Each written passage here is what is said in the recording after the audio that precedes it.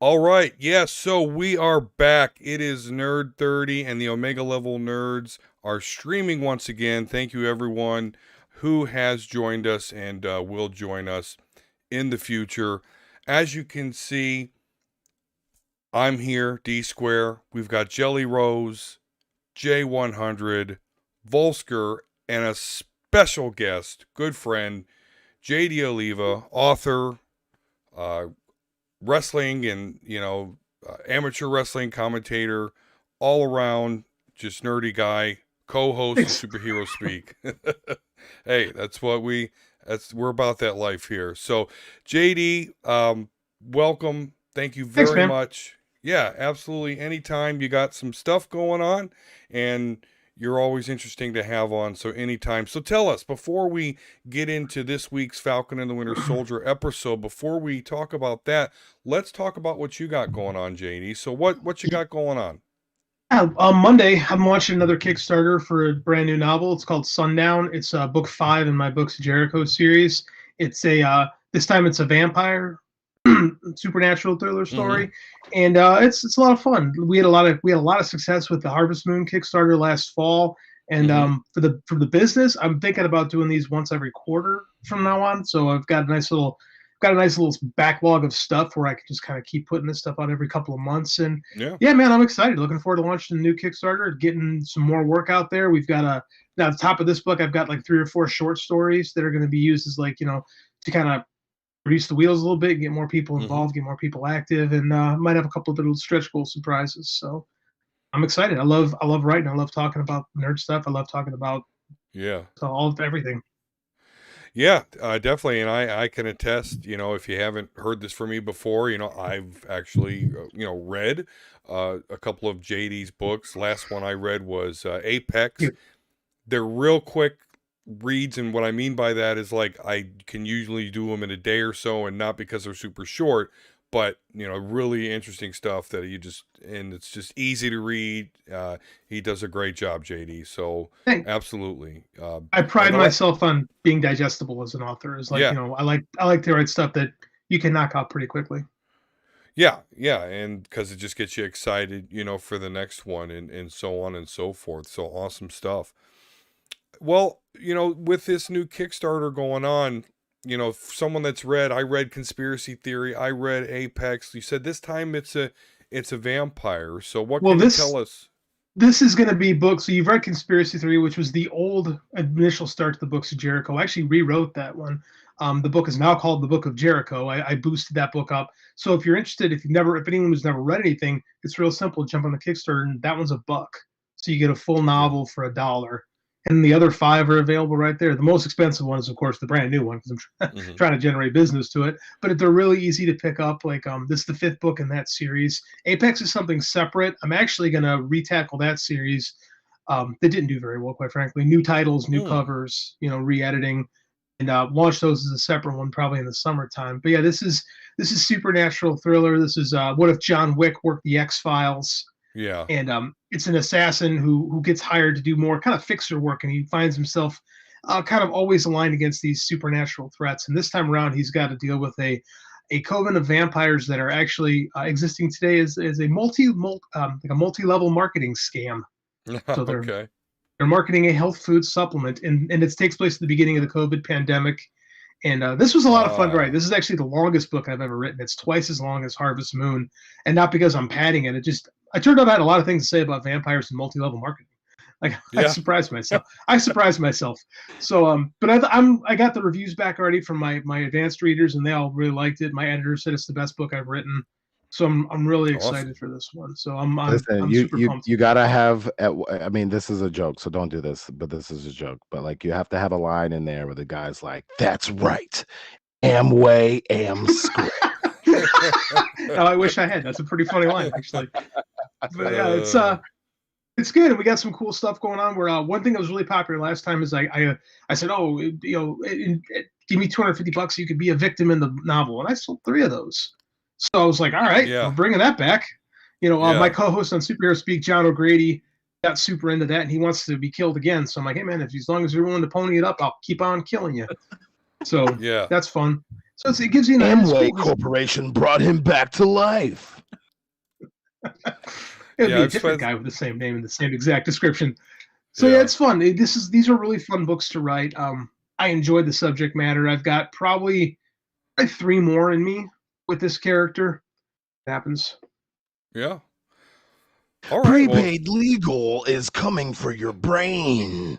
That's so funny because I've sold prepaid. I've been in the whole the multi-tier marketing pyramid scheme. I worked for Ambit.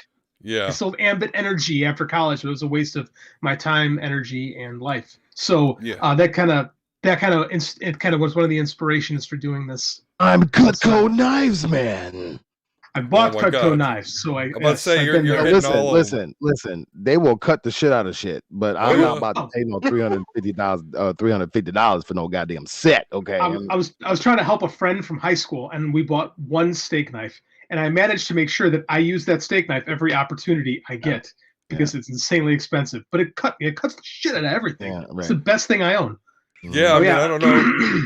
I don't know how this turned into a Cutco commercial, but like I also sold them for a short time, and you had to buy the whole set, and I ponied up for the whole set, and then obviously after about 2 weeks, I was like, okay, this is stupid, and I ended up giving them to my parents, and they still use them. They still, yeah.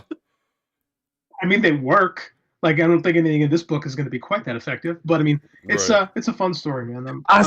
Berry juice. Yeah, listen, I've tried to make some. I tried to make some money in my life, and it seems that multi-level marketing schemes always hit me up. So I'm familiar. So I can imagine. That's really interesting. So hook vampires into that, and then that's awesome. All right, good stuff. Well, here's some other, and I know we really don't talk about wrestling here on the Omega Level Nerds, but truth be told, Volsker is a big wrestling fan. I once was. You, of course, JD, you coach amateur, wrestling, as well as you're big into what my parents pro wrestling, big time. My other job. I work for Fight Game Media. I write like thought pieces on it, and I buy 3 different wrestling podcasts on their Patreon network. So I watch a lot of mostly Japanese pro wrestling. Nice. Yeah. So and Volsker, jump in here too. The last WrestleMania is probably the first WrestleMania I didn't watch. As much as I'm disconnected from WWE, I would at least usually watch, especially with the streaming service, just check out WrestleMania. This year I didn't. I noticed it was 2 days this time, and was just, I don't know, what did you think? I didn't watch it. Yeah. Okay. Don't cover WWE for the website. I cover AEW, I cover New Japan, I cover Pro Wrestling Noah and Dragon Gate. So those are the promotions that I pay attention to. I'm not a fan of WWE. I don't care for it. So I'm never like, people ask, oh, what do you think of WrestleMania? And I'm always like, yep. I can tell you about Mitsuharu Misawa for hours. Like I can talk about Kazuchika Okada, but I can't. Are you there? I love streaming technology. Yeah. Yeah, we had a little blip there. I don't know how at 400 megabits. To get caught up again. Yeah. 400 megabits, it should be pretty good there. But more technical difficulties aside, so you're doing the Fight Game Media, and then lastly, I just have to comment, I did the Snyder Cut watch with Superhero Speak. We did. Which was really fun. And not sure if you know, but on just this podcast alone, you had me, Volsker, and Jay ready to hate the thing. And we all watch it, and we're like, hey, this is, cut out the last half hour, and we're good to go. So I just want to make mention that you two were all primed and ready to go, as we're watching it.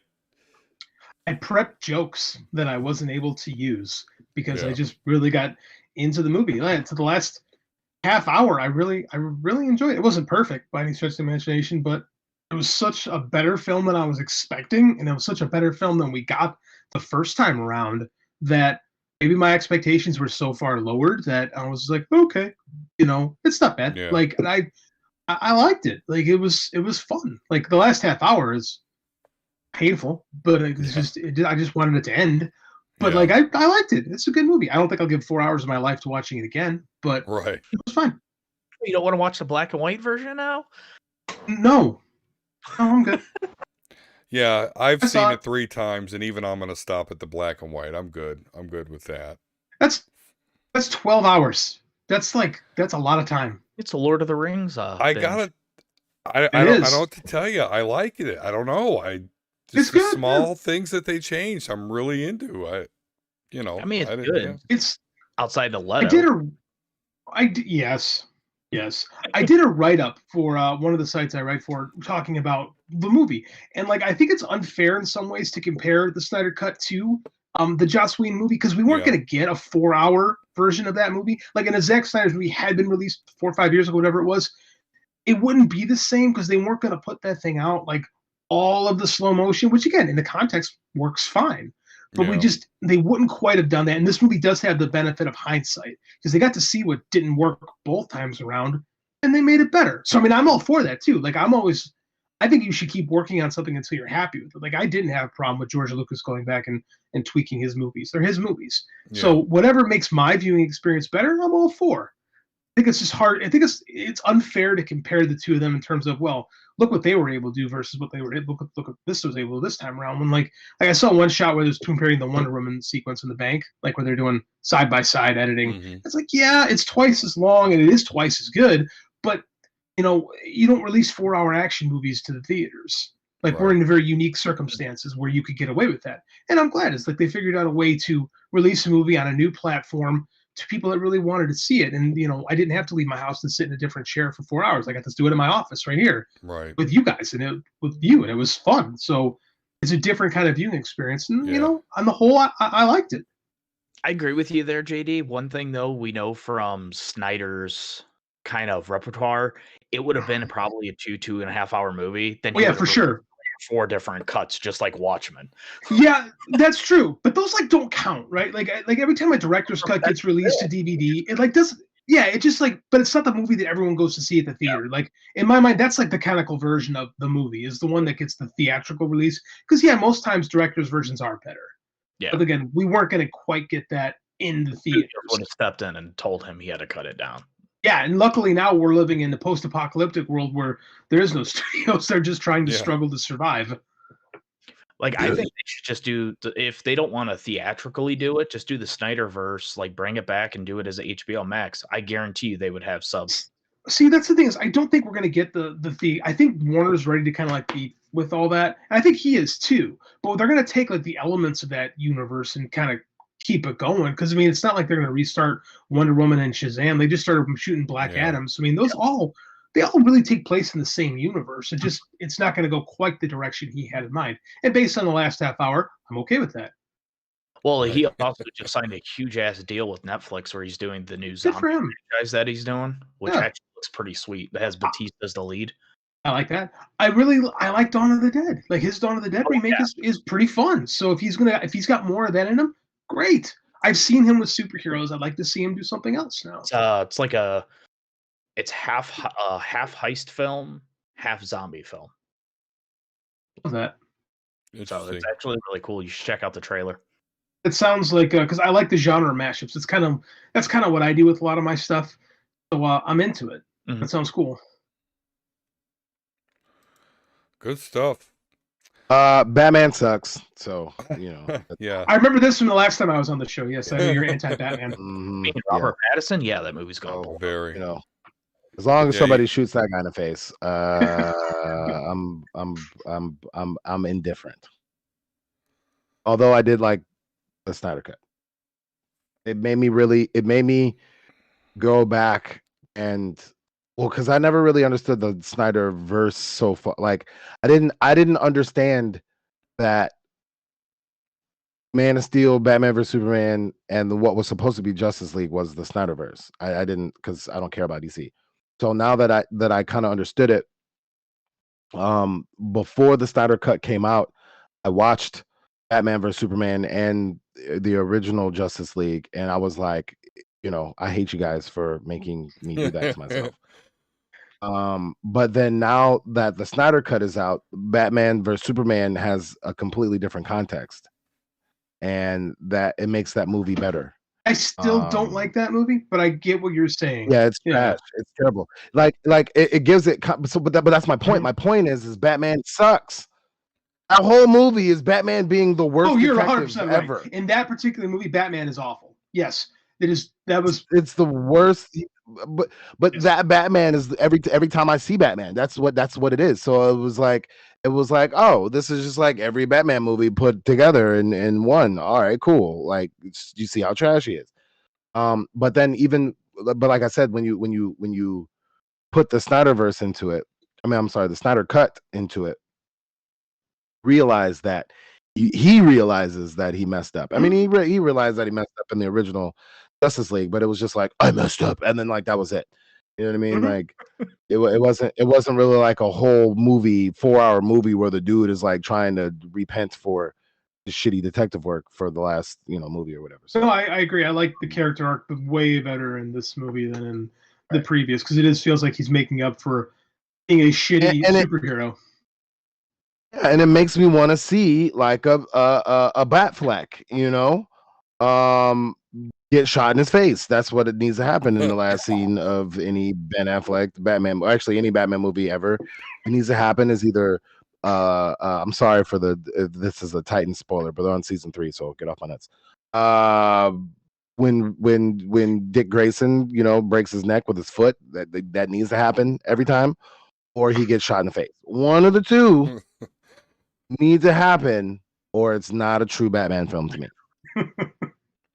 I just want Deathstroke versus Batman. Like that's probably the second complaint, is that with that cliffhanger at the end of the Snyder Cut. Yeah. Just that should have gone into the Batfleck film, and that pisses me off that we're not getting it. What should have gone in the Batfleck film, you're saying?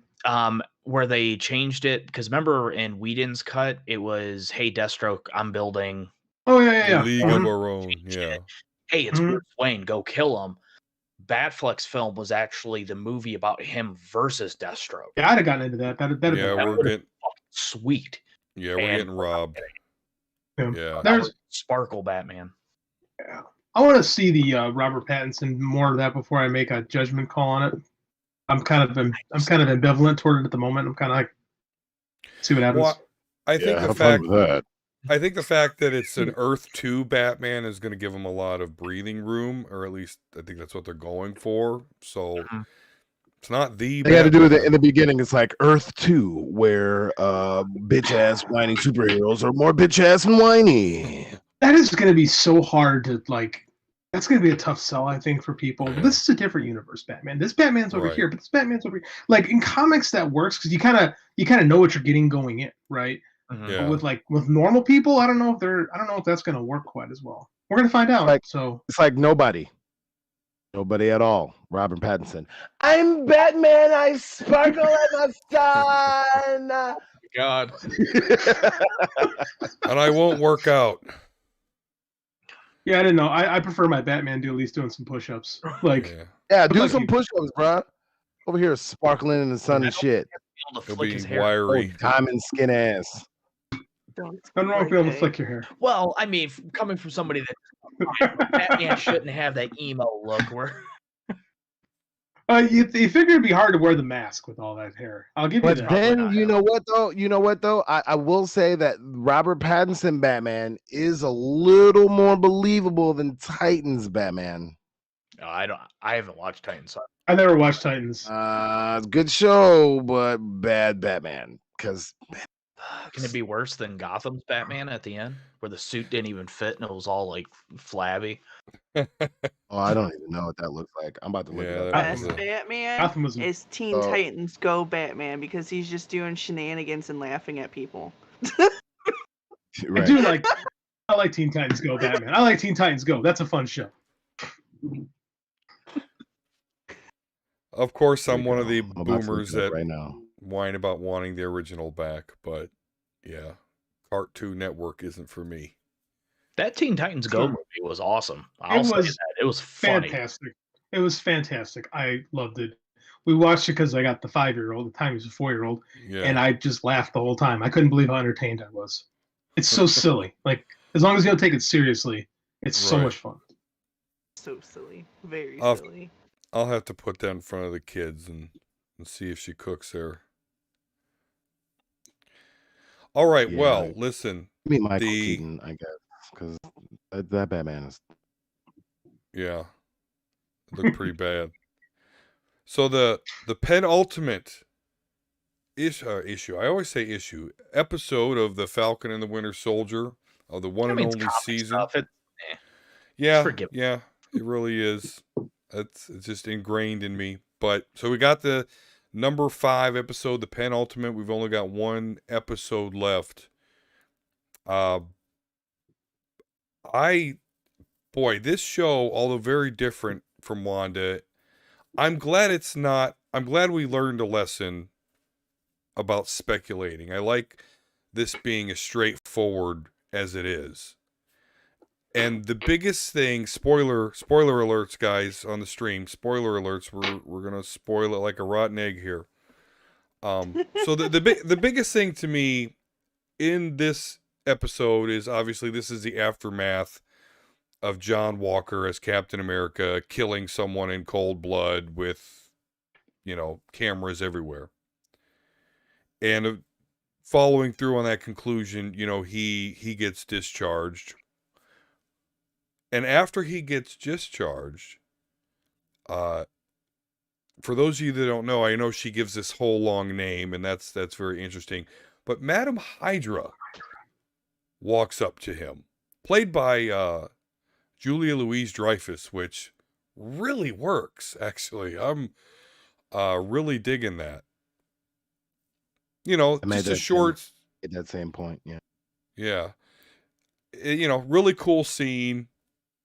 It's not very long, but it really sets a tone for that character that I think I'm going to enjoy. She played Walker's wife, too, with that blank card. She's like, wait, what? Yeah. Yeah, I love it. She's like, but I like the fact, though, also that they use her to explain the fact that, like, the shield is not actually government property. I thought that was cool.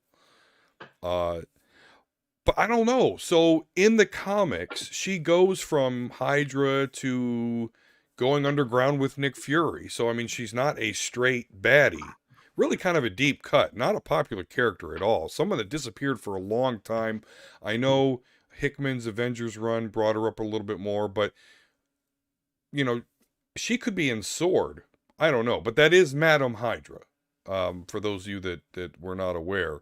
And we don't know what role she'll play, but again, I'm just thinking, like, man, her and Samuel L. Jackson is probably going to have some cool scenes coming up at some point. And that's and I don't know, it just works. So very, very surprised that Madam Hydra, I think they're basically, so this episode was like, I don't know, I got thunderbolts from it, with Zemo, Zemo going to the Dora Milaje, who then take him to the raft. So I didn't quite understand that, but nonetheless, he's going to the raft, which is Thunderbolt Ross's personal cage, who is the Red Hulk, for those who don't know, in the Thunderbolts. So that was really cool. But to me, and I think JD, it was you who said you like the episode with the training montage. You wanted better music during Sam Wilson's training montage.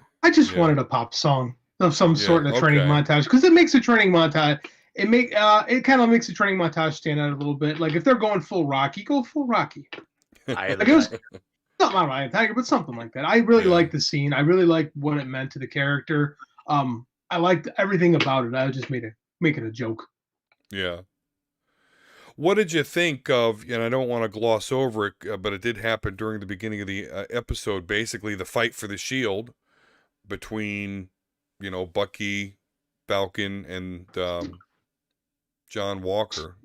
So this show has this formula where we start off with these big action set pieces, and then it kind of lulls down into a lot of character moments. And I don't know about every week, but most of the episodes, they give you the really really big bombastic action sequence. That first episode where they're doing the chase through midair is fantastic. Yeah. I really like this. I really like this sequence because it felt like John Walker was really unhinged, right? And we really got to see both Bucky and Sam really have their moments as a potential Captain America. And in the end, because it is the Falcon and the Winter Soldier, they have to work together to stop this John Walker who's really lost it, you know.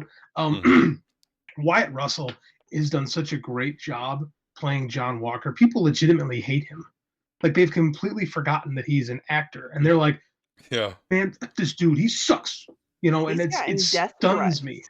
Yeah, I mean that. It's crazy to think that an actor playing a role, you know, especially a guy who's the child of Hollywood royalty, basically, is in this spot. And I didn't even realize it was him till about week 3.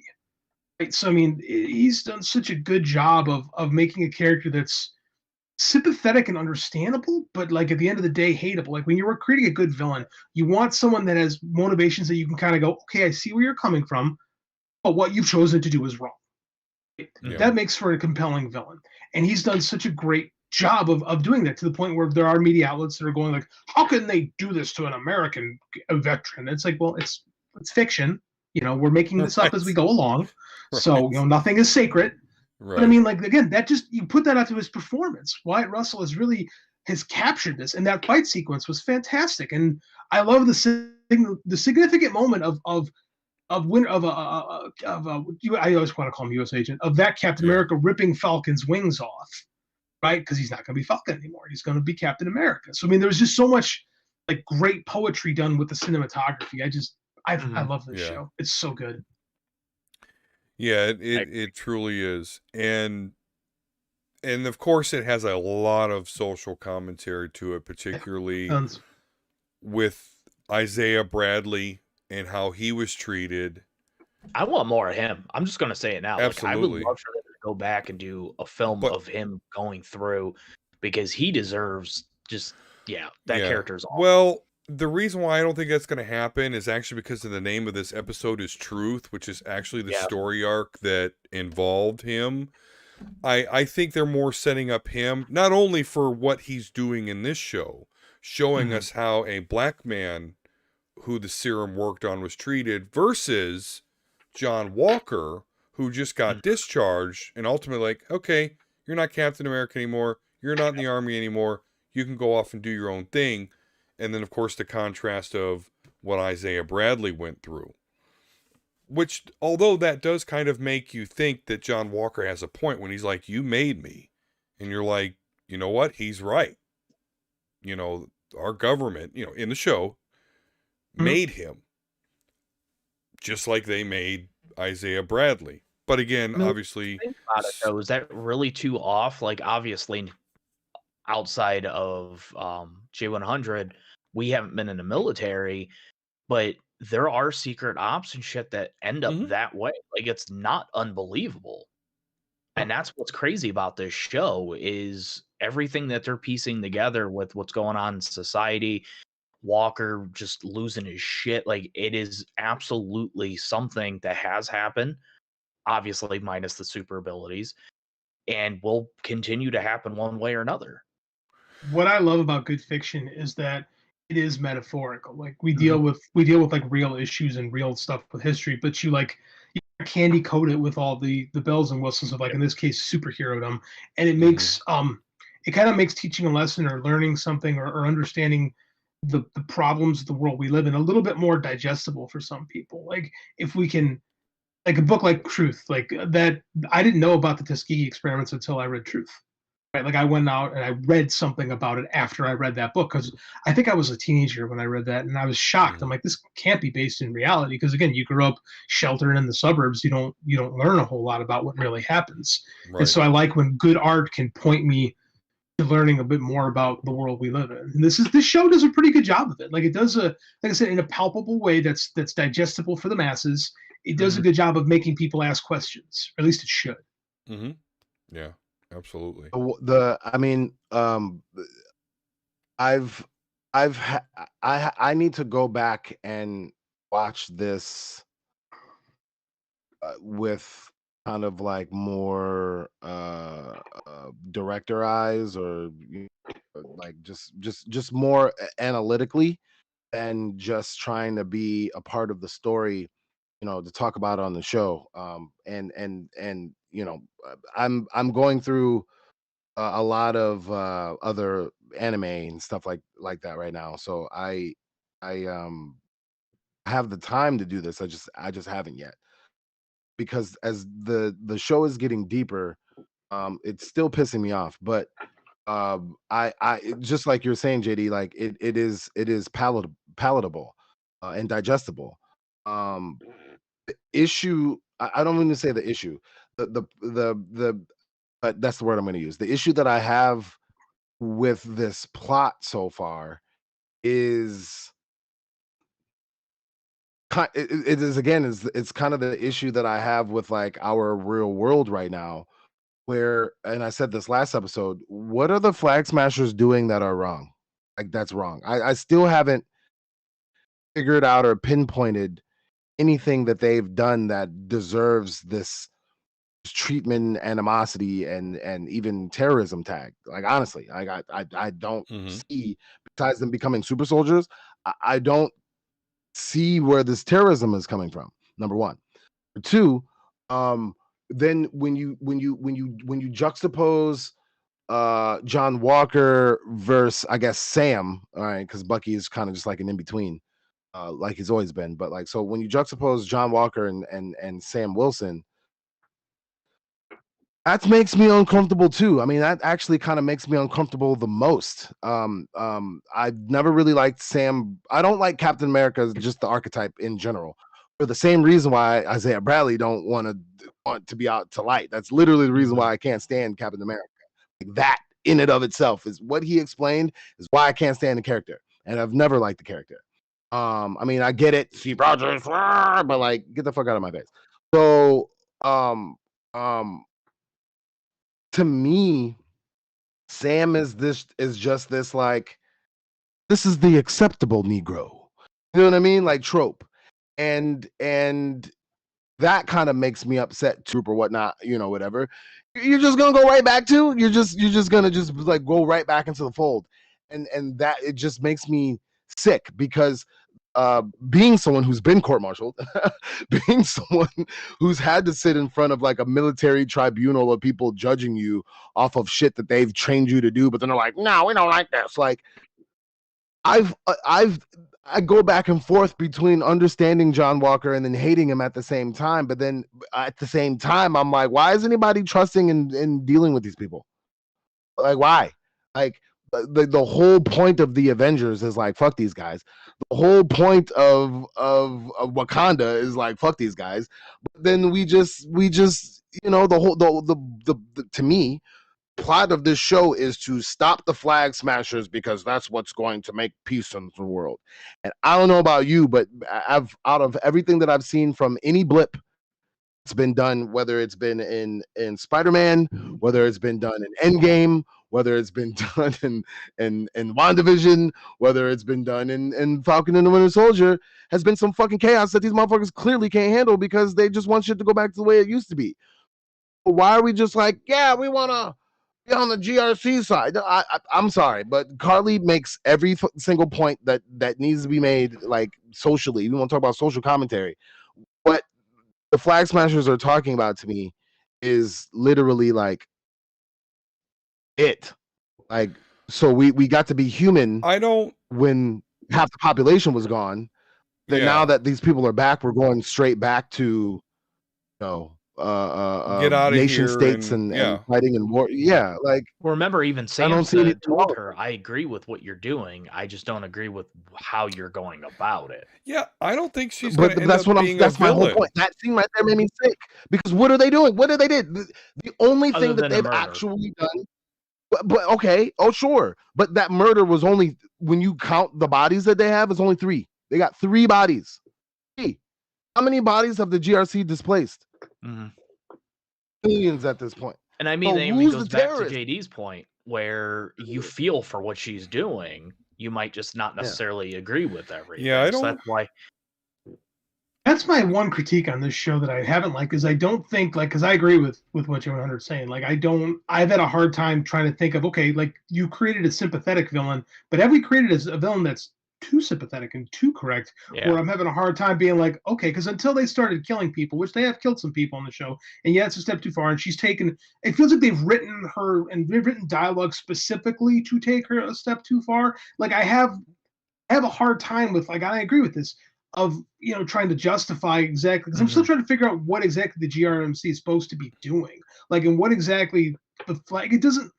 There's some holes in this story that I'm not, like, just logistically not clicking with. And I'll be honest, the character work in this is taking me across the finish line in a lot of these cases, because, like, when I've written about it and I'm trying to put it together, there are some, like, gaping holes in the logic of the series, because I'm trying to figure out why are they the enemy? Like, before they killed anybody, why were the Flag Smashers, other than calling themselves Flag Smashers, clearly, why are they the enemy specifically until they take that next step?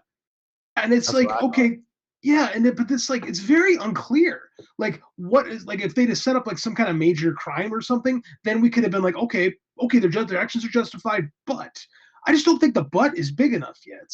You know, it just I feel like they're really leaning hard into this, quite frankly, right wing, you know, anything against this is wrong. And it's Because just, they it were doesn't, just protesters at the beginning, weren't yeah, they? and it doesn't feel right to me in a lot of ways. Like, they've done some work toward it. And I'm kind of the mind that everyone on this show is a little gray, with the exception of Sam, who's the most pure character on the show. I think that's supposed to be what they're going for, where everyone's a little right, everyone's a little wrong. But sometimes, like, when you're trying to think about the show, it makes it feel a little muddled at times. So I understand 100% of what you're saying. This show is definitely about how much better Sam is than everybody else. And this episode really drove that home, because even though he was given the shield back, he was given a new suit from Wakanda, which, what I love about this episode is it establishes that no one has the right to take the shield from him, and his new suit belongs to him because he got it from Wakanda. So out of this series, Sam Wilson's going to come out like free and clear. But despite all that, he's working his ass off trying to be better. The scene that he had with his sister, if I swear they must be brother and sister in real life. I swear that if you told me that, I would certainly believe you, because that actress is just killing it as far as like how a sister would act in that situation. And then to talk about how Sam's always trying to work on the world's problems and the problems here at home. And yeah, he is more Captain America than even Bucky, certainly more than John Walker or anybody else. And so, Jay, when you kind of give me your perspective, that's interesting, because, me coming from my perspective, I'm looking at it and I'm like, oh, that's so cool that, a black man is clearly going to be Captain America here. He's got his two nephews and they're playing with the shield. And so in their lives, like, oh, look, we can be Captain America. And I generally feel very positive about it. But again, that's my perspective. The line that's super powerful to me is when Isaiah said, no self-respecting black man should pick up the shield. I knew that would resonate with you. And I said, oh. It's like, I was just watching, I was like, my girlfriend could even tell you. I was just like, well, because it's kind of like, it's kind of my point overall at the end of the day. Like, it's Isaiah's testimony of his time period is a lot of things, especially historically. So they I forgot the doctor in the first Captain America, but that doctor sees this guy. He's just the Steve Rogers archetype, right? Yeah. And then what you see after that is basically like all the history that I read, where black people are guinea pig experiments. They don't even know half the time. They're guinea pig experiments And then after, if anyone survives the guinea pig experiment, now you're, ostracized, or you're imprisoned, or you don't get to, like, there's just so many historical, uh, I guess landmarks that you can follow that make Isaiah Bradley such a relatable character, whether it be someone who's lived during that time period or someone who knows the history like myself. So, I mean, it's that the part that's tough for me is that now, in order for this show to work, right, Sam's got to be this middle ground go between. And that's what, for me personally, I understand how everyone else, is just looking at this like, we got a new Captain America, another new Captain America, and everything is right, back to where it's supposed to be, blah blah blah blah. But like, this is, I, it's uncomfortable for me personally, because like you were saying, JD, you had to read about the Tuskegee experiments. Well, if you already knew about that shit and watch this episode, like, this hit you in a different type of way. You know what I mean? Yeah. So for Sam to sit there and say, or his sister, are you gonna listen to what that man said? Blah blah blah blah. Like, I was doing this at the end of the episode, like, oh man, what do you mean? Are you gonna sit there and listen? Did you not hear what this motherfucker said to you? Like, you just gonna go in the middle and be in between all this shit? Like, they're like, he's telling you they're never going to agree with you. They showed you that he's never going to agree with you. And then, and this is my whole thing about Sam Wilson ever since the beginning. You're going to be in the middle, like, but I'm going to try anyway. Okay. All right. I think it's more of a years prove them wrong, show you. like change what people think. Yeah, I tried to do that on Twitch, and we see how that worked. So, so this is for me. The thing that's keeping me going, even though I'm very uncomfortable, is how they play this out. Not only in this show, because as if we watch anything Marvel, since we've seen the first 3 phases or whatever, everything is supposed to connect to something bigger. So I'm not going to sit here and be like, because I'm not a real big fan of Falcon and the Winter Soldier. I'm not going to be here. I'm like, I don't like the way they did Sam, because I know how they're going to. I have a feeling I understand how they're going to do Sam. But what they're going to end up probably doing is put him in an even bigger dilemma and predicament deeper into the story. So, I'm trying to just let it be what it is, and do my advice for Star Wars. Just let the story be what it is. But it is making me uncomfortable. And the only, I guess, vocalization that I have of that is, during like a analyzation that we're doing kind of like right now. I'm still going to watch it. I'm still going to, keep it what it is. But if you ask for my opinion on it, and, I'm supposed to give my thoughts. Well, my thoughts are, this shit's make me uncomfortable. And I just hope that they pay this off in a major way. That makes 100%. That makes sense.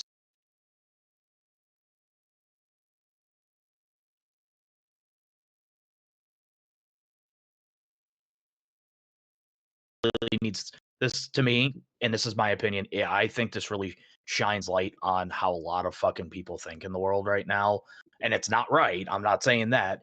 I'm just, people need to open their eyes and see that this is a common day occurrence. I mean, and not to bring it up, but it kind of just parallels what we're talking about.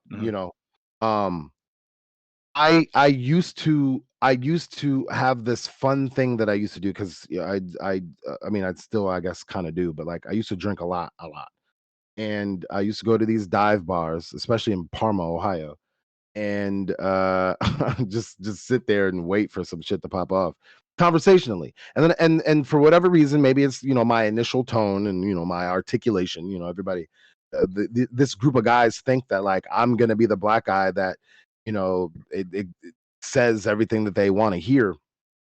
But what I'm saying is the Colin Kaepernick situation, where this was so egregious to people years ago, so egregious that this man would disrespect the troops, even though he never even said that shit at all. And like, oh, this is terrible, to the point where now you're seeing the police disrespecting the troops on camera. And so, what do you guys say about that? You know what I mean? Yeah. And so, when it comes to a situation like even in this comic world, where oh, this Captain America, killed somebody, but his commendations save him. Isaiah Bradley's didn't. Right. What do you mean? Like, he literally was given. John Walker gave himself the super soldier serum. You gave Isaiah Bradley and unnamed others, this serum, and then made them killed most of them, but then like made them enemies of the state afterwards. And they you know didn't what I even mean? know. So Remember it's what he said is they were just out in the field, and then stuff started happening. right. He was the only one that kind of figured out what was going on. Does the government even know that Walker took? I mean, I know that Madam Hydra knows, but does the military? I don't know if they know. They never tell us. I don't know why they would think that. There's no reason to think that, but if you watch the actions, you kind of can't not know. Right. Yeah. Right. But that was, I don't know, just, what you said reminded me there, John, of like, yeah, wait, do they even know? Outside of all the drug marks were gone when he was getting in court. Yeah. He hit them heroin needles pretty well in them toes. Oh boy. But you guys think Sam's powerful stuff. Get turned? Is he gonna get what? Get the power? Do you think Sam will end up, because remember, he has technical powers in the comics. No. Yeah, no, they won't go that. I mean, what his thing now will be, obviously outside the training montage, is, that he now has a Wakandan suit. I mean, it's not a full-blown suit, but I mean, it could be powered some like the Black Panther suit. I mean, I don't think John Walker will be able to rip. Yeah, but even Black Panther had the purple-shaped heart or herb, or the heart-shaped herb. Right. He had it started with a B. Yeah, I can't remember the name of it either. Bass? Well, that's the god. That's the god that led the original Black Panther to the heart-shaped flower. The flower. The power. Yeah. So I mean, I wouldn't mind Sam getting the super soldier serum, because it was just like, what Lamar said before he died was, power is just making an extension of who you are, and that just goes to show you that John Walker was a head case in the first place. But and why Rogers was, when he, even with the power, he was who he was, because he was a nobody and he always put his life at risk for people. Like, he was All Might, basically. Yeah.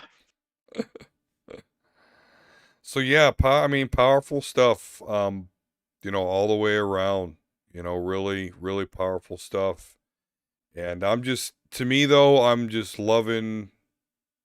loving Sam Wilson. I can't wait to see the Sam Wilson Captain America. And yeah, we got one. I want more Bucky. Well, you'll get more, but I know the Avengers I'm reading right now, Bucky is running around as Captain America. And of course Steve Rogers is there, but it's just Steve Rogers. But anyway, it's cool. If we can have a Captain America and White Wolf show, that could be the sequel, because they said that this was going to continue, but they never announced a season 2 yet. Right. True enough. All right. Well, hey, there we go. Next episode, of course, will drop. It will be the final to this season, and perhaps the whole show. We'll definitely see. And then what? Nothing until Loki. Nothing until Loki, which comes out in June. Are we getting a Star Wars show in between? Wait, isn't that the new cartoon? The ones about I can't think of it. Yeah, the Bad Batch. Yeah, which I mean, I'll watch it, but I'm not super stoked for. They were cool in the last Clone Wars season, but I don't know. Yeah, I'm sure it'll be good. I'll watch it. I'm just not super excited. Well, speaking about being excited, let's go ahead and get into some Omega level nerd news here. So much goings on in the X-Men world, as we talked about it last week. Unfortunately, it was, not raving reviews seeing as Hickman will no longer be on the main X-Men title come this summer after the Hellfire Gala. Can we get you in a new argument about Hickman now after all this crap? Well, you guys have to have a debate too after this. Well, I mean, are you referring to the debate that I had with 8-Bit Ray on superhero spin? Okay. Well, the debate there was Hickman. I forgot about that. Yeah. Well, you're the one that masterminded it, sir. I did. I forgot. I forget my puppet master ways sometimes. I stir shit. That's hard. Shit and forgetting about it. Look at you. That's what I do. So that debate was, is Hickman a good writer? And Hickman is a good writer. Okay? There's no questioning. Hell, the last X-Men that we just read, that was awesome. With, the conclusion to the Children in the Vault. Yeah, it only took 20 issues to come back to a storyline that he started. But that's not a bad thing, though. That's like Chris Claremont would do stuff like that all the time. The problem with Hickman is he started a bunch of those threads and has paid off like 2 of them. Yeah. So, just really seems disinterested in this time. And I even remember back after House of X and Powers of 10 concluded and we got into the Dawn of X, I remember Hickman tweeting like, hey guys, I know a lot of you don't want me on the X-Men anymore, and believe me, I'm trying to get fired every day. He actually tweeted that. So now I'm starting to think, oh, I think you weren't joking. I think, so that's my problem with Hickman, is he seemed to have been really fired up about it, and then I could be wrong, because he is going to continue. Yeah, big time, it seems. He is going to continue with his own book that has yet to be named. Mm-hmm. So he's obviously going to get to finish whatever his story is. Hey, maybe you get a Colossus run. There you go. That makes you happy? Well, it would, but it's not. It's probably not going to happen. But there is going to be a new X-Men What it feels team. like, and Colossus had the biggest dick of all the mutants. I'm not that concerned about. Doesn't he, though? Wouldn't Colossus, isn't that part of the power? Sorry. It's if all it ain't in the the biggest, name. it's the hardest. There you go. Now that's in the bag. I'm just not so concerned about the metallic phallus of one Colossus. But I am interested to see who the new X-Men team is, and that's what this whole Hellfire Gala was supposed to be about. We knew it was going to be Cyclops and Marvel Girl, and then they let people vote for one of the members. Polaris won the vote, much to the chagrin of some people on Twitter. She killed the vote, wasn't it? Like, every time I kept turning around, like, everybody, that's all I see people talking about is they wanted her. Well, because she's an interesting character, obviously daughter of Magneto, but with that said, that's kind of been her character, is the daughter of Magneto. And now this is a time for her to shine and actually be somebody. Now, they did go ahead and revealed everybody else, which kind of makes some people wonder, why read the Hellfire Gala? I don't know, but here we go. Right. The new roster will be, like I said, Cyclops, Marvel Girl, Polaris was voted in, Sunfire, which is interesting. So we've got some rather, aged X-Men here. Rogue. Fake Wolverine. It's not fake Wolverine. Stop that shit. It's Wolverine, Laura Kinney Wolverine. Even Logan Wolverine himself acknowledged that she is also the Wolverine. Come on now. And Sync, who... I'm trying to be woke. Gender bending everything up. I'm sorry, I couldn't even do it for 3 seconds. Yeah. Couldn't even do it. People get a lot of clicks off that shit. I guess. Yeah. Go woke. Go broke. But no, Laura Kinney's an awesome character. She's been around for a while, so she has... And she didn't start off as like, hey, I'm the new Wolverine, okay? It wasn't like that recent, at all. wasn't it? Fairly, yeah, exactly. Yeah. I mean, he was dead. So she took over the mantle. And Fair then point. when he came back to life, he's like, yeah, you're Wolverine too, kid. So there you go, Wolverine. But so there you go. So when they do the X relaunch that no one wants, that's going to be the new team. Cyclops, Marvel Girl, Sunfire, Rogue, Laura Kinney, Wolverine, Sync, and Polaris.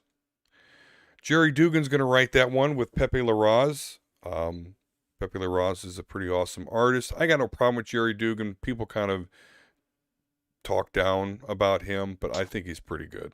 Eric was excited when I said his name. He's like, no, he's an awesome freaking writer. Yeah, I mean, like I said, Marauders. I haven't read any of his work, so. He's doing Marauders, and it's interesting. I kept it in my pull list. Our next bit, and I kind of want to hear, especially from JD here. So they're going to do, and this is from comicbookmovie.com, who actually was my last source as well. So they're going to do a World War She-Hulk for the Avengers. JD, I know you're a longtime comic fan. Obviously, you don't go to the shop, but you have the DC Unlimited and stuff like that. But what do you think about Marvel? Like, I don't know. I hate them revisiting. I do too. Yeah, I'm not a fan. I'm not a fan of taking properties or events that worked well. Geez, this is almost 15 years ago now, and trying to do something else with it. Like you're just cashing in on what. It feels to me like, hey, remember when our books were better and our books were selling a lot more? We'll do it again. And then I don't know. I didn't like this. You talked about Hickman earlier. I stopped reading Marvel on the whole during it. I think it was Infinity when it was kind of like his crescendo on Avengers when he decided he was going to do his own version of Age of Apocalypse. Because I'm like, I didn't like Age of Apocalypse all that much the first time. Why do I want to get back in on this again? Like I had like 10 different Marvel subscriptions going, and now everything I was reading was getting like tossed aside for this story that I wasn't interested in the first place. So this is kind of what got me checked out. And this is like, God, 6-7 years ago. So I've been out for a while. I didn't like the idea of Civil War 2. Right. Yeah. Even when I heard that, I'm like, I'm not interested. You did a Civil War. It wasn't that good. And like, why are we revisiting it? Like, it'd be the same thing if they brought back Inferno 2. Like, do something new. Like, I mean, like, if you had this idea for She-Hulk, fine. I have no problem with it. Well, my issue is like your uncreative branding. And this has kind of been like the CB Cebulski tenureship as the EIC at Marvel. It's just been a whole lot of, hey, remember when? Hey, remember when? At least when Quesada was running things, they were doing things differently. Like they were trying to push the line forward. And I don't feel like we're pushing the line forward anymore. And again, I'm not reading, so it's not really fair for me to make these grand judgments. I get that. But the way you're marketing, it feels like you're marketing to guys like me that aren't reading anymore. They're saying, hey, come back. We'll do exactly what you remembered. Yeah. And that just as a consumer, as a reader, as a creative person, I'm not into it. I'm not excited. You're not wrong, because this isn't the only one that they're doing. They're also doing the Clone Saga with Miles Morales. I've read 3 of those. Like, I mean, like I read the Clone Saga. I read the Ultimate Clone Saga. It just, I don't know, like nostalgia for the 90s is just a bizarre thing to me. And like, it's not like people look, I have a soft spot for the Clone Saga because I was the right age. But like, looking back, like there's no reason to like fetishize books that people hated. Right, that after they finished the Clone Saga, Marvel went so hard in the other direction to get you to forget about it. And I just don't. Why does Miles need a Clone Saga? Why can't Miles do his own thing? Like why are we doing this? Like I don't get it. I don't like this marketing direction. Like, and this is part I got asked the other, like I did an interview before I got out with you guys, and someone said, hey, if Marvel, because I told them the story when I was at DC and I was there for a year without ever doing anything. Right, like I workshopped them a full year before I had a book come out, and then, the publisher killed it. And I was like, I don't want to ever do anything with corporate comics again. I don't want to have my life and my career tied into one person's decision. And he asked me, he's like, would you ever want to go back to it? I was like, no, man, I don't, because you're not in control of the stories you're telling. Like you're serving so many masters, especially now that they're owned by these big corporations. Like at least 10 years ago, they were like 12, 15 years ago, the Marvel and DC were just Marvel and DC. Like Warner didn't give a shit about DC Comics. It was an IP farm they left alone. Like now that Disney owns Marvel and that Warner pays attention to what DC's doing, it's so much worse. I mean, I don't like, and these aren't the writers that are pitching this. It's coming from editorial above. It's like, hey, Civil War was great in 2006. Let's do another one. Yeah. I don't know. It doesn't, we'll put it this way. It's having the opposite effect. Like when you were talking about Hickman stuff to me a year ago, I'm like, oh, this sounds, maybe I should start reading X-Men again. Everything you've just said about She-Hulk makes me not want to pick up Avengers or She-Hulk. Yeah.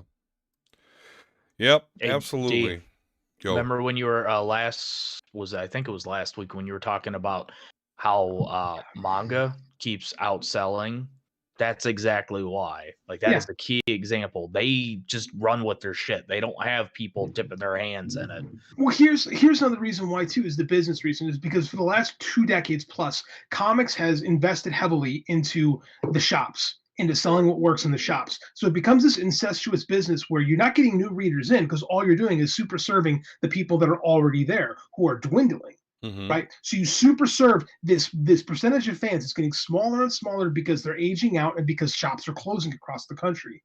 Right, so you're having a twofold effect. You're not getting more new fans in because you have this impenetrable level of continuity to anybody that hasn't been involved in this stuff. And then on top of it, you're having less and less opportunity for them to buy stuff. So like it's become super hard to get invested in comics for these reasons. Right, if you weren't reading in the early 2000s or in the 90s, like you're not really thought, like, you know, they're not really serving toward you. At least what DC's trying to do now is they're having these digital exclusive titles that really aren't tied into continuity, that are trying to find different readers, because like continuity is really cool when you're into it, but you have to give people like an easy way to get in. And it's so hard because with these companies are like, the more years go on, the deeper the continuity gets. And again, I'm a big DC fan, but I mean, like when I try to explain things to people, I can see their eyes glazing over, and it's a bad thing. Like I thought, it's like, well, how come there's two Superman? Like, well, because Superboy Prime punched the walls of reality, therefore creating. And then you look like an idiot when you explain things to people. And I'm sure Jeff Johns thought that was a great idea at the time, but it's stupid when you explain it to like we're nerds. Man's name pop up on stuff that like is halfway good, because that like Jeff Johns is not Kevin Feige.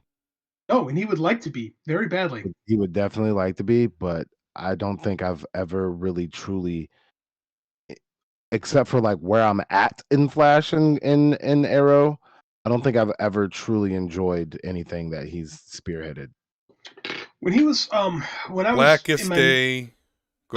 Blackest Night was fun. But again, if you're super in, that's really good. If you know who Black Hand is and you know who Necron is, you're all in. But if you've never read that shit before and you're like, who's that guy? And then you got to like go to Wikipedia and look all this stuff up. I mean, like, there's like this two-edged sword. Like, yeah, continuity really benefits the people that have been there, but if like it's really hard to get people involved. And that was the problem with the Green Lantern movie. As I was sat there, I'm like, this is Jeff Johns. Like Jeff Johns' fingerprints were all over the place in that thing. Like it's, if you didn't know, you have no idea. I remember watching the end of the movie, you see Sinestro put on the yellow ring, and I'm like, well, you just screwed over possibly 3 more movies worth of stories to get a dumb moment that only that maybe a sixth of the people in this theater understand. Maybe that's being, and we shoot ourselves in the foot by making this stuff so difficult. And Kevin Feige has figured it out. You know how to make things. And even with the Green Lantern movie, they did all that shit backwards, like way backwards. And I don't and the if I read anything, if I read any fucking comic, ready? Sinestro Wars. I read that shit. And I was like, give me more. And then I stopped working at that Target. And then the buddy of mine who was bringing me the books, like he, you know, I didn't see him anymore, but read Sinestro Wars, and I was like, this has got me asking questions. This has got me getting involved. So then the movie came out, and I'm like, oh, you didn't fuck this whole thing up. Okay. And I I'm read, not even truly a fan. Yeah, I read everything. Like at that point, this is like 2011, from about like 05 to 11, Green Lantern was my favorite book. Like I was super involved. I was reading everything. Like I was a walking encyclopedia. And I walked out of that movie just so deflated, because I had friends that were living in New Orleans that were working on it and were like, man, this is going to be a good movie. You're going to like this thing. And I got excited. The trailer made me go, oh, I don't know. I was like, no, it's going to be good. Trust me. The special effects aren't finished yet. I'm like, oh, okay. So they released unfinished special effects. That's a good idea. And I left the movie going, they fucked it up. I remember Jeff Johns did an interview where he goes, "Oh, we got 5 more movies planned based on this." I'm like, why don't you worry about making this one good? Yep. Why don't we try doing this one movie, make it really good, and then get us excited before you start planning out sequels? And then even though it was bad, make the other fucking movies. Don't have it be dependent on what you did last time when you fucked it up on purpose. Like, oh my god, I can't stand this dude. Yeah, I'm with you. That's why when it comes to Snyder, like, I get it. You can see his frustration in the Snyder Cut. Oh, for sure. You can see and feel the frustration that he had with Warner Brothers, Jeff Johns, all that stuff. And that's why I don't want to work with him anymore. It basically, the Snyder Cut is if J100 ever got a corporate movie. It ain't coming out, and then I'm gonna have a 6-hour version of the shit I was about to do. It's gonna be better than anything they came up with. Warner there's this great Super Void Cinemas, this awesome YouTube page where they do these like really they're decent documentaries on all these like movies that never got made. And there's like a 6-volume set on Superman. I love Superman, so I wanted to watch all these making of why this movie never got made. And after watching 6 of these in a row, all I could think is Warner Brothers has spent damn near $1 billion in movies that never saw the light of day. I mean, this is just their corporate culture. Is just they just waste money and we're in it. No, we're out. They hire the wrong people, back the wrong projects, and they have way more of a track record of fuck ups than they do successes. and it's unfortunate because that bleeds over into their comic book business too. And I'm not saying it because they passed on me because I probably made the right choice in that, but I mean, like that's just the corporate culture there. Well, you mentioned, DC and frustration. Well, speaking of that, Dominic Purcell leaves Legend of Tomorrow. And what's kind of funny is originally he got rid of this tweet, but he basically tweeted, like the corporation, they don't care, so screw them. He redacted that and came out and was like, oh, you guys are being too serious, but blah, blah, blah. So I watched the first seasons of Legends of Tomorrow. He played Rory, Heatwave. Yeah, Heatwave.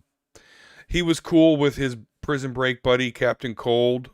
But outside of that, I was really even surprised that he stayed on after the King Cold actor left. But he's now gone too, and yeah. Warner Media, man. Mm-hmm.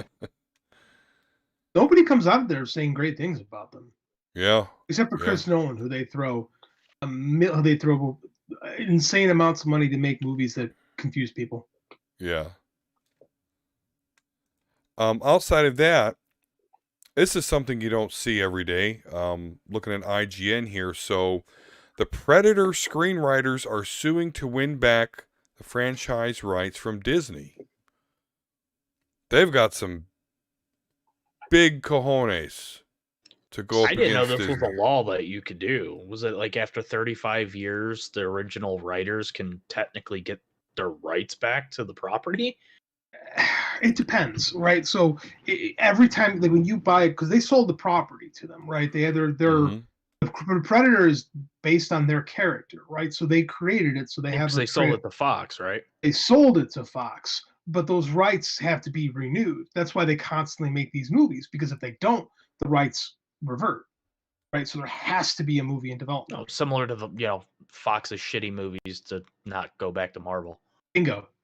Exactly.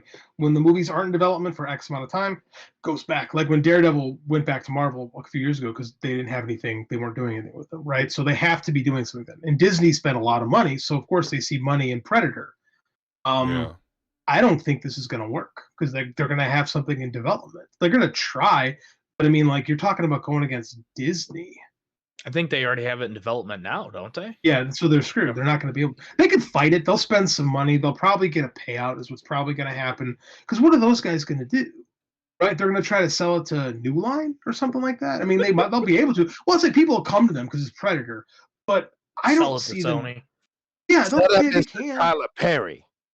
They can. I mean, in theory, they could do whatever, but it's not gonna work. Like, they've already got something in development. If something's in development, they're gonna be able to retain those rights.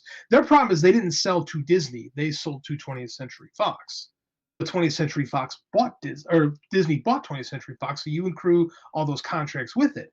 Good luck. You're fighting Disney lawyers. I mean, like, I respect it, but when you do screenplays, you're selling that stuff. Like, this isn't like writing a book. Like, if I write one of my books and someone buys that book, those are still my characters, and you still got to go through me with stuff. When it comes to a screenplay, I mean, it's much different. Unless they try to spin it in some sort of weird way of, hey, we didn't sell our character to this company, we sold it to this company, you know, of some sort of loophole of, hey, you guys can't really use it, even though you own it, or, you know, some sort of thing, I could see possibly. Usually when stuff like this happens, guys are looking for payouts. It's been 35 years. I don't recognize the name, so I'm not sure what else they've written. I'm sure they want another payout or a chance to write Disney money. The Thomas brothers. Because why wouldn't you? And this is the issue with creator rights, right? Is that you sell this stuff to these corporations, and I just heard an interview with Ed Brubaker where he was talking about that he made more money as a SAG actor with a bit part in The Winter Soldier than he made off actually creating The Winter Soldier, right? Because there's not a lot of money for people who create things for these big corporations. You get paid your page rate. If you're lucky, they'll throw you a bone for something else. But that's pretty much it. Like, you're making other people rich. That is the truth. And yeah, and Alan, you mentioned something here, and it does state that there is a copyright law where is it? Where after 35 years, let's see, where is it here? Copyright law's termination provision states that after roughly 35 years for newer works, the original authors of a property may cancel transfers and end a studio's hold on a franchise. But in the end, with our American court system, who has the better lawyers is... Do you know who spent more money to fight copyright laws and change copyright laws than anyone else? Walt Disney Corporation. Right. Because they don't want to see Mickey Mouse go into public domain. Right. Yeah. So they fight the good fight, quote unquote, against copyright law every day. So these are looking here. So they've wrote a bunch of Predator shorts. They wrote the script for the Predator PlayStation game. Outside of that, Behind Enemy Lines and Aliens versus Predator. That was not an alright movie. And good luck. Side note, I don't think I mentioned this to you guys, but on my birthday, I met John T. Sweeney. Where? And he at ABC Tavern on West 25th. Apparently, he's been stuck in Cleveland because of COVID, and he gets fucking obliterated at ABC Tavern and yells at everybody. And I was there on my birthday with my girlfriend and everything, and we were just chilling. And he was just like, I don't know, your guys' chemistry. I just want to have a conversation with you guys. And the bartender was like, "Is he like being nice to you?" I'm like, "No, this is great." So he said it was John Sweeney, and I was like, "John Sweeney, I know that, John Sweeney." And he was like, "Hellboy." And I said, "Oh my fucking god, John T. Sweeney!" Yeah, it's funny you say Alien vs Predator because he's got heavy involvement, if not the producer of that too. And I got his phone number. Nice. That's pretty cool. Oh, you gonna try and get him on the ask show. him on a date? Yep. Sure the fuck am. You serious? I'm like, you want to go out for dinner? From a goddamn movie industry. Fuck yeah. Never mind. I was gonna say something.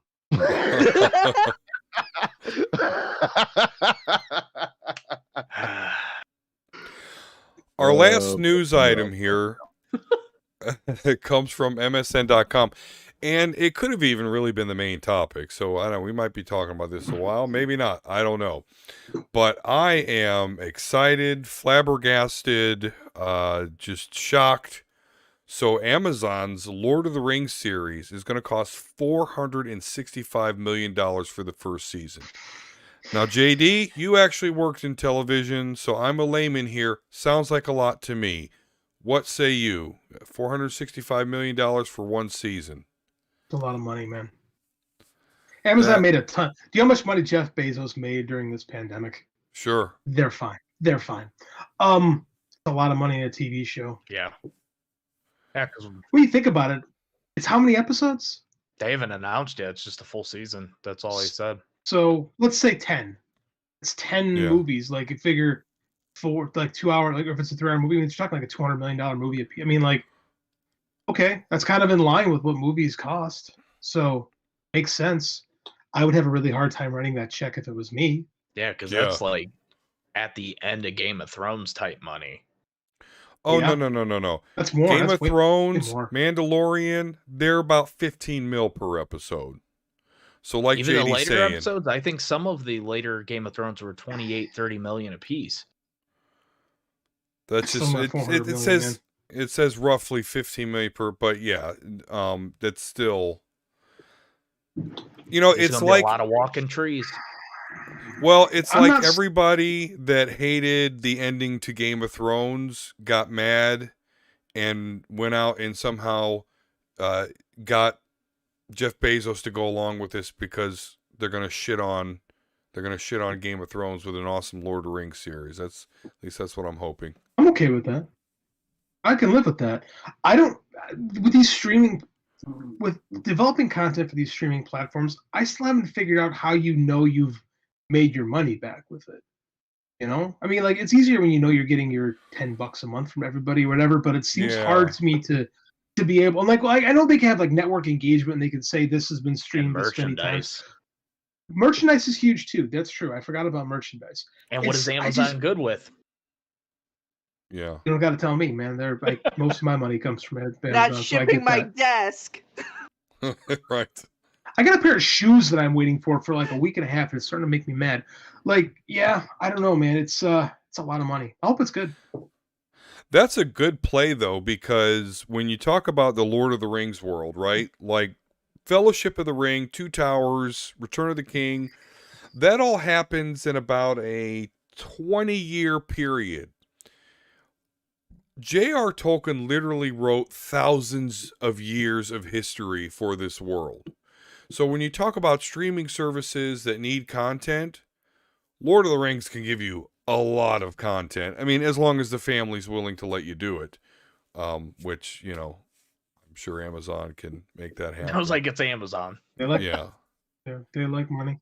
Hey, what are they doing? Are they starting? I'm giving you my left testicle in order for this to be made. So I'm I think all we good are as long as I get some hot elves or something. Some hot elves. Oh, you'll know they'll have that. Absolutely. Where are they starting? Are they just doing like Fellowship of the Ring and following that, or they're doing a prequel? They're gonna introduce the Testicleans. They are ball-like characters that look like Jeff Bezos. This will take. That's nuts. This will take place thousands of years before the events of Lord of the Rings and The Hobbit. So interesting. So it's pretty much just all new content, so they can do pretty much whatever. Is it new content, or is this based on stuff Tolkien's done? I mean, Tolkien built the world. Well, the books themselves, again, are just a little tiny sliver of the world that Tolkien built. As far as actual stories, I mean, I tried to get through the Silmarillion. It was very dry. I mean, it literally was like an instruction book, to Middle Earth. There's just a lot to go off of. A lot of characters, languages that he made up. I mean, you can really do anything. I'll watch it. Oh, I mean, and especially to hear the price that they're going to spend on it. I mean, this is going to be high quality stuff. Yeah, for sure. And they canceled their MMO, so that's probably where they got the extra money from. That MMO's been around for a while. No, Amazon was creating a new one that was supposed to release next year. And they canceled it. Yeah, that makes sense. because I've always heard everything. a really good thing about their PS2 game. Yeah, people love that game, the Two Towers game. It was okay. I don't quite get the romance for it, but it was The okay. Warner Brother ones, the ones that came out the last couple years, those are freaking sweet. Open world. Oh, right, yeah. Although I can't remember their names either. I've played those. They are cool. But nonetheless, yeah, this is going to be high quality stuff. I'm going to be excited. There's a lot of cool, like big, like we all know Shelob, giant spider, but there's like Shelob's mom out there in this world. There's some really awesome shit that was made. It was just never put into a story, and so hopefully we get to see that. All right, and lastly, with the video game world here, we always like to touch upon that anytime we get some good news here. Well, I don't know how good it is, depending on how you like Fortnite or their developer. GameSpot is reporting that Sony invests $200 million more into the Fortnite developer Epic to create the metaverse.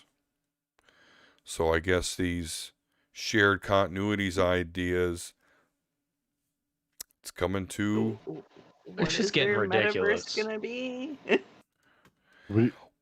So like the Travis Scott kind of concert thing is gonna be in a part of Right. like. Oh, I see what you're saying. Like all DC is doing a whole comic line of where Batman is like fighting Fortnite's people. Like they're doing some weird shit with Fortnite. Well, have you seen all the They're characters that adding, you like, can little get in Fortnite now? storylines and shit.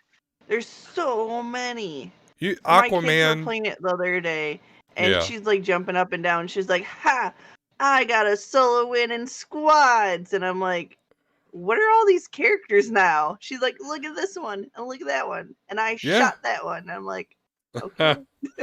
Yeah, my son was showing me yesterday. He's like, he's got Thor, he's got Storm, he's got Deadpool, he's got there's a really cool Iron Man looking one, but then he's also got Aquaman. Like they just throw shit at the wall at that game. Kratos is in there, aliens and predators. But I guess everyone's willing to do business with them. Cool. Everybody's Because wanting a piece it's of the Fortnite. kids. Yeah. All the kids play it, and you know, the kids are like, "Mom, I need this skin," because it's a free game. So everybody's playing it, but you know, the skins are where you get your money. So it's like, here's my characters, make them buy the Yeah. skins or whatever, and that's how everybody's getting their money, or the battle passes where you get the freaking skins and shit. Or it's not just the skins either, because you have the stickers that you can place down while you're playing. You have the different dances. skins for the guns. You have the book bags. You have the gliders. You have it's all cosmetic. It doesn't Yep. help you in any form or fashion, but it looks nice. Yeah, I know. My 12-year-old is currently like wanting some money for that. And I'm like, I'm really just, you're spending a lot of money on nothing. Skins. I don't know. I Mine don't just get it. asked me for Xbox money to get money in GTA, and I'm like, dude, just play the game. Yeah, no, I play that game a lot. I've got a lot of cool shit in that game, and I've never once bought a shark card. Yeah, and plus if you link it to your Prime account, like for every login or monthly, you get like millions of dollars in Grand Theft Auto. Didn't know that. I should play that game more. You just have to log in to get it. Can I give him my money so he shuts up? No. The most you could do is like set yourself up well and then help him, but you can't, trade money. Unfortunately. Can I just have it on me and him kill me? Don't you get money that way? Technically, yeah. Not a lot, though. Not a lot. Not a lot. All right, well, that's all our Omega level news items for you this week. So we are approaching the end of our somewhat tumultuous live stream. We'll work out the kinks. But before we go, all the kinks, work them out. Before we go though, JD, thank you so much, sir, for being a part of our humble little podcast here, and just let us know where to go so we can find you and find your Kickstarter and make sure we all support it. Yeah, I love coming on the show. I love when you come on our show, Don. Dave and John are here, but I'll extend an invitation to everybody. Anybody wants to come on and talk about some stuff. So come on by if anybody ever wants to come on our turf. It'd be great to have you guys. Best place to Awesome. find me, I'm on Twitter all the time, JD_Oliva. A Kickstarter's launching this week, Books Jericho Volume 5, Sundown. Fun, action-packed horror thriller novels. It's going to be a good campaign. I'm good looking forward to selling some books. It's kind of what I do. Yeah. Make sure you go follow him at JD Oliva on the Twitters there. I'm sure he'll have the Kickstarter link there. And yeah, definitely. Gonna annoy a lot of people over the next month. Well, so far we have a good track record. So we've had you on, and your last Kickstarter was 400% or so, 500%. So yeah, you rocked it out. We'll take that as a notch on our belt. And then Rich Dueck was also here, and My brother.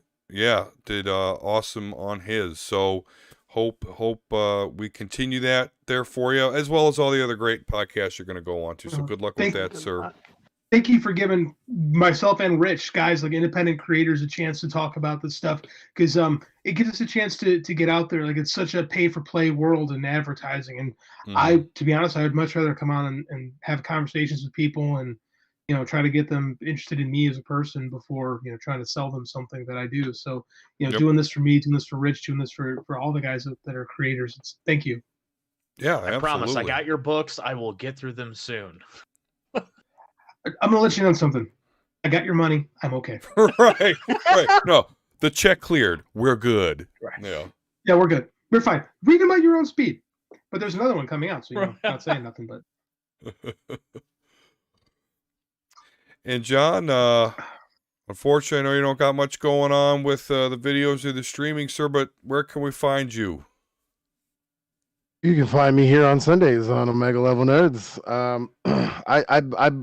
I'm strongly considering at least doing book club a little differently and have it be like videos that are chapters instead of the streams, because I like streaming, but I'm not allowed to. So I might maybe get back into that, but being a normie the last month or so has been like reinvigorating. I feel like I'm somewhat human again. Because I don't know, it's just very, whenever I've gone on Twitter for like 3 seconds, I'm like, holy shit, let me get the fuck up. No, we ain't doing this. And I mean, even when it comes on Facebook is more like newsy. My timeline is, so like I'm just like looking at things and I'm just like, mine is just a bunch of hoes complaining about being hoes. You know what? I wish that was mine. I actually, you know what? Y'all were joking with me about my Twitter. I think that's what I need my Twitter to be. Just naked OnlyFans chicks just run around doing weirdo stuff on camera. I got some of that on Facebook too, because I got a couple guys that's all they share. No, but yeah, okay. Well, we need to like link up or something. I need to see that. Gotta connect after this. Head people, and I don't know. It's just a lot, and I personally, I'm just trying to get where I need to be. So you can find me here on Sundays. I'm cool with that. I can't wait for it. You know what I mean? So it's the my way of I guess getting back into the tech world or whatever. So I'm cool with just being here with you guys, and you guys make it worthwhile. So I don't need to be anywhere else at the moment. So I'm here Sundays. And it's Nerd 30, baby. Yeah. That's right. Hell yeah. All right. And Volsker, don't think you've been streaming or nothing lately, but where can we find you? Yeah, I really haven't been doing too much. I mean, you guys can always check out some of my older videos over on YouTube. Usually, either basically on Twitter at Volsker, just sharing a bunch of shit, looking people's Kickstarters, stuff like that, showing pictures of things that I picked up. And then after that, just pretty much just here. You guys getting hot and nerdy on the Omega Level Nerds? All right, giggity giggity. All right. And Jelly, when you're not 3D printing cool stuff, where can we find you? So you can find me live on Twitch Wednesday, Thursday, Friday at Jelly Rose. I forgot this Saturday to do my blog, but you can find my casual overviews and blog reviews on jellyrose.blogspot.com because we overslept and didn't go to bowling this week. Bad. Like we woke up and it was like, Hubs, we gotta go. The kids are gonna be late. And he's like, can I just sleep more? And I'm like, okay, I'm rolling back over to you. Such a fight.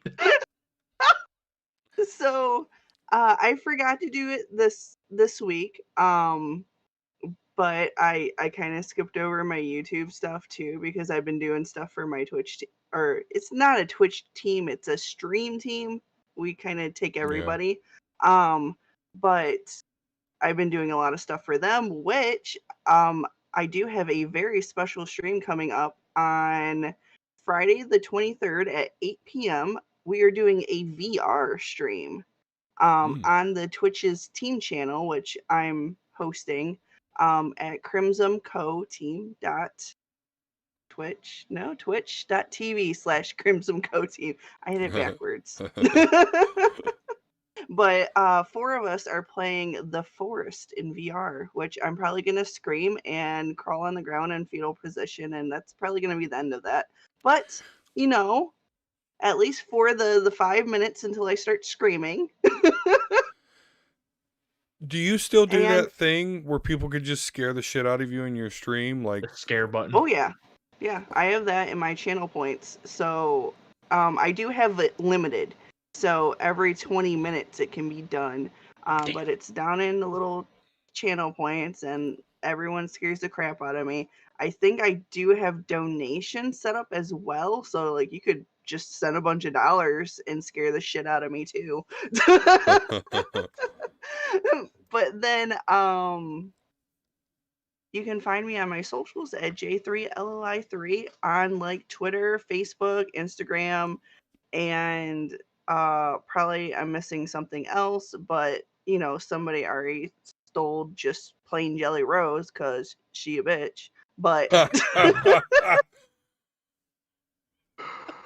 oh man, I'm gonna copyright my name and take it back. I need like $200 to do that, but that seems cheap, actually. Yeah, I think it's like $200 to copyright something. And then you can go on and request your username. Like, hey, I have this copyright written. Give me that back. And they'll force, you to get that username. Yeah. Huh. I looked it up because I was mad that she took it on everything. You were bitter.